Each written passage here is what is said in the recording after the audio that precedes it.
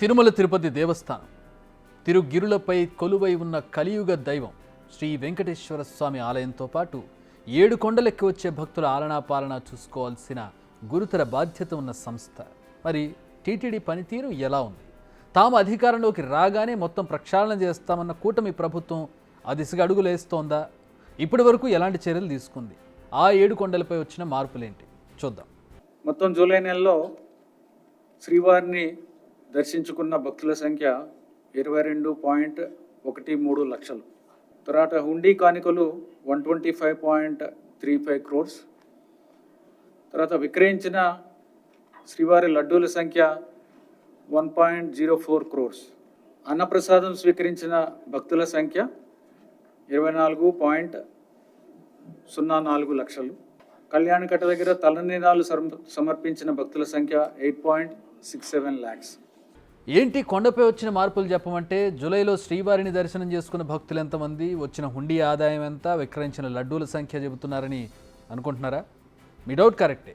బాధ్యత అనేది ఇక్కడ నుంచే మొదలవ్వాలి కూడా. శ్రీవారి ఆలయానికి సంబంధించిన ప్రతి విషయం భక్తులకు తెలియజేయాల్సిందే. అప్పుడే పారదర్శకత ఉంటుంది. చిన్నదైనా పెద్దదైనా ప్రతి విషయాన్ని భక్తులకు తెలియజేయాలి. చిన్న విషయాలు అయిపోయాయి, ఇక పెద్ద పెద్ద విషయాలకు వద్దాం మనం. వైసీపీ హయాంలో తిరుగిరులపై అన్యాయాలు, అక్రమాలు, ఆక్రమణలు చాలా జరిగాయని ఆరోపణలు ఉండేవి. ఇప్పుడు వాటిపై ఏపీ ప్రభుత్వం ఫోకస్ చేసిందా? ఈ క్వశ్చన్కి ఆన్సర్ చేసిందని చెప్పాలి. రీసెంట్గా నిర్వహించిన తనిఖీల్లో చాలానే బయటపడ్డాయి. లడ్డూల నాణ్యత లేదు, అన్నప్రసాదానికి వాడే బియ్యంలో తేడాలు, హోటల్స్లో శుచి శుభ్రత లేదు, సబ్లీజులతో హోటల్స్ నిర్వహణ, ఐటీ విభాగంలో డొల్లతనం, మొద్దు నిద్రలో విజిలెన్స్ డిపార్ట్మెంట్, టికెట్స్ కేటాయింపులో అనేక లోపాలు, ఆధార్ డూప్లికేషన్తో దర్శనాలు, ఇలా అనేకం బయటపడ్డాయి. ఇప్పుడు వాటిని సరిదిద్దే పనిలో పడ్డారు టీటీడీ అధికారులు. ఇప్పటికే అన్నప్రసాదం విషయంలో చర్యలు మొదలయ్యాయి. లడ్డులో కూడా నాణ్యతను పెంచేందుకు చర్యలు తీసుకున్నారు. ఇక అతి ముఖ్యమైనది స్వామి దర్శనం కోసం జరిగే మోసాలు, దళారీ దందాకు చెక్ పెట్టేందుకు చర్యలు మొదలయ్యాయి. ఇప్పటికే ఓ భక్తుడికి ఏడాదిలో 1800 సార్లు లక్కీ డిప్ ద్వారా దర్శనం పొందడం, ఓ వ్యక్తి ఆధార్ డూప్లికేషన్తో ఏకంగా 200 సార్లు దర్శనం చేసుకోవడం, ఇలాంటి బాగోతాలన్నీ బయటపడ్డాయి. ఇప్పుడు ఇలాంటి వాటికి అడ్డుకట్ట వేసేందుకు రెడీ అవ్వడమే కాదు, ఏకంగా చర్యలు కూడా తీసుకుంది. దళారీలను అడికట్టేందుకు చర్యలు కూడా తీసుకుంది. ఇప్పటికే 40,000 ఈమెయిల్ ఐడీలను బ్లాక్ చేసింది. అంతేకాదు ఫేక్ ఆధార్ ఐడితో అప్లికేషన్ తీసుకునే విధానాన్ని అరికట్టడానికి చర్యలు తీసుకుంటున్నారు.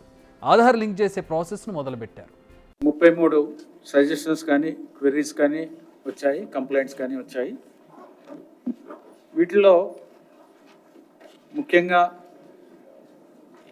దర్శనం కోట ఏదైతే ఉందో ఆన్లైన్లో చాలా తొందరగా అయిపోతుంది, ఏమన్నా ఇబ్బంది ఉందా, లేకపోతే ఎవరన్నా బ్లాక్ చేస్తున్నారా, ఇలాంటి కొన్ని సమస్యలు తెలియజేశారు. తర్వాత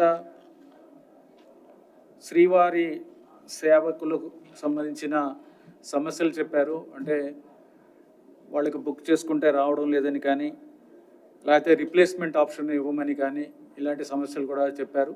తర్వాత వాళ్ళకి సేవకు వచ్చిన తర్వాత వాళ్ళకి దర్శనానికి సంబంధించి ఏమన్నా చేస్తే బాగుంటుంది, వాళ్ళ దర్శనాన్ని ఫెసిలిటేట్ చేస్తే బాగుంటుంది అనేది కూడా అడగడం జరిగింది. తర్వాత లడ్డు క్వాలిటీ గురించి, అన్నప్రసాదాల క్వాలిటీ గురించి కూడా చెప్పారు. అలాగే కొంతమంది టీటీడీ తీసుకున్న చర్యల్ని అప్రిషియేట్ చేస్తూ మంచి ఫీడ్బ్యాక్ ఇవ్వడం కూడా జరిగింది. ఇక కొండ మీద హోటల్స్లో క్వాలిటీపై కూడా చర్యలు మొదలుపెట్టారు. ముఖ్యంగా ఫాస్ట్ ఫుడ్ సెంటర్స్లో పనిచేసే వారికి స్పెషల్ ట్రైనింగ్ ఇచ్చేందుకు చర్యలు తీసుకుంటున్నారు. అంతేకాదు ఫుడ్ లైసెన్స్తో హోటల్స్ నిర్వహించాలని ఆర్డర్స్ జారీ చేశారు. నిజానికి వెంకన్న దర్శనానికి దేశ విదేశాల నుంచి భక్తులు వస్తుంటారు. స్వామివారి దర్శనం కోసం ఎంత కష్టమైన, నష్టమైన, శ్రమైన ఓర్చుకుంటారు భక్తులు. కానీ గడిచిన 5 ఏళ్లలో ఆ తిరుమల వెంకన్న దర్శన భాగ్యాన్ని క్లిష్టతరం చేసి బోర్డులో రాజకీయాలు చొప్పించి గతంలో ఇష్టారాజ్యంగా వ్యవహరించారనే ఆరోపణలు అనేకం వచ్చాయి. ఒకరిద్దరి కనుసన్నల్లోనే అంతా జరిగేదన్న ప్రచారం కూడా జరిగేది. కానీ కూటమి సర్కార్ రాగానే సీఎం చంద్రబాబు తిరుమలపై స్పెషల్ ఫోకస్ చేశారు. ముందుగా ఏళ్లకేళ్లుగా అక్కడే ఉండి అంతా తానే అయిన జేఈఓ ధర్మారెడ్డిని పంపించేశారు. ఇతర అధికారులను బదిలీ చేసి శ్యామలరావు అనే సీనియర్ ఐఏఎస్ను ఈవోగా నియమించారు. ఇక్కడి నుంచే ప్రక్షాళన మొదలైంది.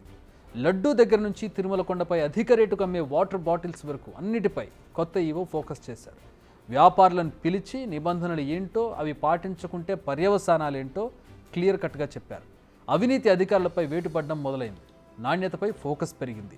ఈవో భక్తులతో నేరుగా మాట్లాడుతున్నారు. వీటన్నింటి ఫలితం ఒక్కొక్కడిగా వస్తున్న మార్పు. నిజానికి భక్తులు ఎక్స్పెక్ట్ చేసింది కూడా ఇదే. ఇక ముందు కూడా ఇంతే నిఘా కొనసాగాలి. తిరుమల కొండలపై భక్తులు ప్రశాంతంగా దర్శనం చేసుకుని, ప్రశాంతంగా ప్రసాదాలు తీసుకుని కిందకు చేరుకోవాలి. అప్పుడే కొండపై అనుకున్న లక్ష్యం నెరవేరుతుంది. బిగ్ టీవీ అవుట్లుక్ కథనాలు నచ్చితే వెంటనే బిగ్ టీవీ ఛానల్ ను సబ్స్క్రైబ్ చేయండి.